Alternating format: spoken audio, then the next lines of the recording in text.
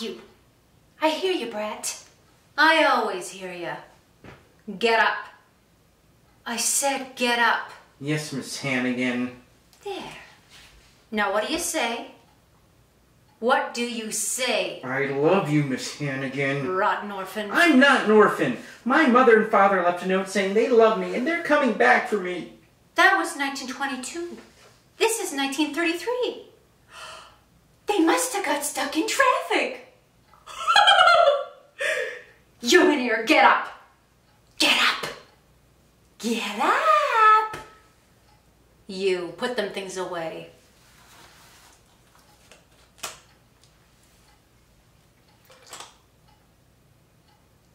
It's medicine. You must be very sick. Boo! Boo! Now, for this one's shenanigans, you'll scrub this floor and strip them beds for the laundryman. But it's 4 o'clock in the morning. I know! And you'll get down on your knobby little knees and clean this tub until it shines like the top of the Chrysler Building. Yes, Miss Hannigan. Get to work. Now! Why, any kid would want to be an orphan. I'll never know.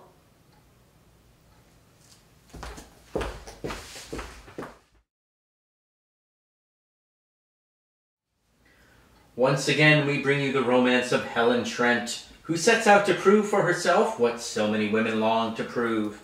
That because a woman is 35 or more, romance in life need not be over. That romance can live at 35 and after. Oh, merciful God, I hope so. Yeah? Good afternoon, Miss Hannigan, is it? Yeah? I'm Lieutenant Ward, 17th Precinct. We found your runaway. You! Oh, thanks so much, officer. Children, guess what? What? There's hot cocoa and ginger snaps for you in the recreation room. What recreation room? Shoo, shoo, shoo. Shoo! Oh, thanks so much, officer. She was in one of them Hoovervilles down by the docks. Had a mangy mutt with her. He got away. Oh, poor pumpkin out in the freezing cold with just a thin sweater. I hope you didn't catch influenza. Thanks so much, officer. All the line of duty. And you, don't let me ever hear that you run away from this nice lady. She's not. Good afternoon. Good afternoon, officer. Now, I'm gonna have your head, and the next time you walk out that door, it'll be 1953. Well, are you glad to be back? Huh? Yes, Miss Hannigan. Liar. What's the one thing I always taught you? Never tell a lie. Well, what's the one thing I always taught you? Never tell a lie, Miss Hannigan. For what you've done, I could get fired, had the butter off and stick in the nose in here. Well, you are gonna pay for it, I promise. Stay. Good afternoon, Miss Hannigan. Yeah? Oh, good. I'm Grace Farrell. So? And the New York City Board of Orphans suggested that... Hold it!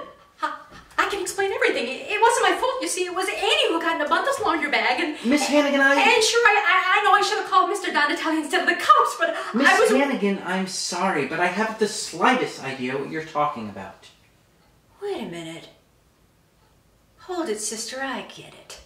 If it's beauty products you're peddling, I don't need any.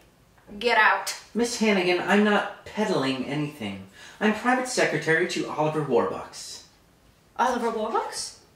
The Oliver Warbucks? The Oliver Warbucks. Love the hat. I read in Winchell's column that Oliver Warbucks is the world's richest unmarried man. I wouldn't know. I don't read Mr. Winchell. Miss Hannigan, Mr. Warbucks has decided to invite an orphan to spend the Christmas holidays at his home. An orphan? Yes, an orphan. You sure he wouldn't rather have a lady? I got 2 weeks coming. It's a joke.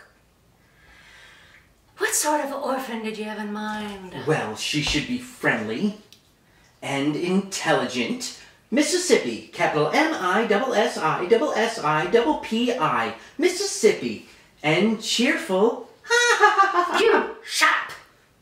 And how old? Oh, age doesn't really matter. Say 8 or 9, 10, 11. Yes, 11 would be perfect. Oh, and I almost forgot. Mr. Warbucks prefers red-headed children. 11. A redhead. No, I'm afraid we don't have any orphans like that around here. What about this child right here? Annie? Oh, you don't want her. She's a drunk and a liar. A drunk and a liar. Yes, I'm sure she's a drunk and a liar. Annie, come here. Annie, would you like to spend the next 2 weeks at Mr. Warbucks' house? I would love to. I would really love to. Hold it. Now you can have any orphan in the orphanage, but not Annie. Why? I just told you. I assume, Miss Hannigan, that this has something to do about all the business with the laundry bag and the police. Perhaps I should call Mr. Donatelli at the Board of Orphans and sign it. I'll sign it. If it's Annie you want, it's Annie you get. It's Annie I want. It's Annie you get. Oh, boy! So if you'll just get her coat, I'll take her right along. Coat? She ain't got no coat. All right, then. We'll buy her one. Oh, boy! We'll go to Bergdorf's and get you a warm winter coat. I'm getting a coat. She's getting a coat. Come along, dear. Mr. Warbucks' limousine is waiting outside. Oh, boy, I can hardly believe it. She can hardly believe it.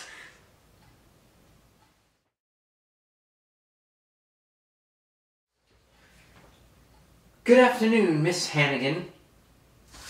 Oh, yeah. Farrell. You're early. Only 1 week. What's the matter? Warbucks fed up with Annie already? Oh, no, on the contrary. Mr. Warbucks is delighted with Annie, and Annie's having the time of her life. How nice. Yes, she and Mr. Warbucks are practically inseparable. They go everywhere together, to the Roxy, to the Stock Exchange. Oh, and guess where they had lunch yesterday? The Waldorf. The Automat. The Automat. And she just loves her new coat. She never takes it off. Never?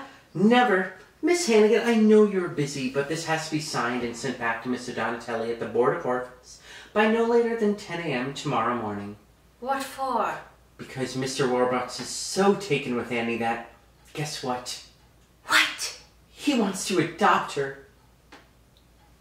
How nice. How wonderful. Now let me get this wonderful news straight. Annie is going to be Warbucks' kid? The daughter of a millionaire? Oh, no. The daughter of a billionaire. Oh, a billionaire. And Mr. Warbucks asked me to drop by in person to tell you that Annie won't be coming back here. Ever. Ever? My. Would you excuse me for a moment, please?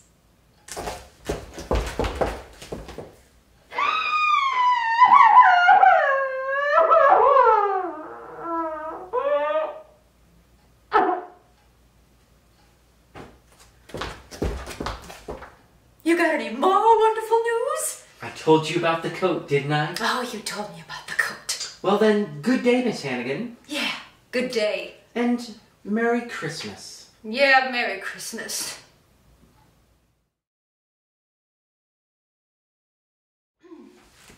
Oops, pardon me, Blondie. Hiya, sis, long time no see. Rooster, oh God, it never rains but it pours.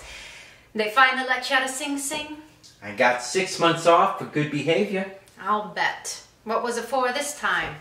Some old geezer from Yonkers said I swindled him out of $1,100. Oh yeah? Why'd he say that? Because the rooster swindled him out of $1,100.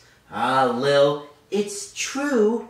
Sis, I'd like you to meet a friend of mine from Jersey City. Jersey City, Miss Lily St. Regis. I'm named after the hotel. Which floor? Don't you just love Lily, sis? Yeah, I'm nuts about it.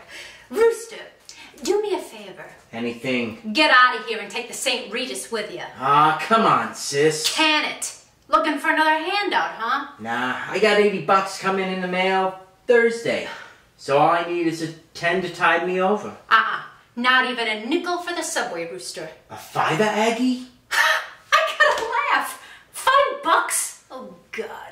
You with all your big talk gonna be living in clover. This ain't exactly Buckingham Palace. Oh yeah? I'm on the city. Steady salary, free food, free gas and electric. I'm doing all right. Sis, you're doing like I'm doing. Lousy. Ah, Aggie, how'd the two Hannigan kids ever end up like this?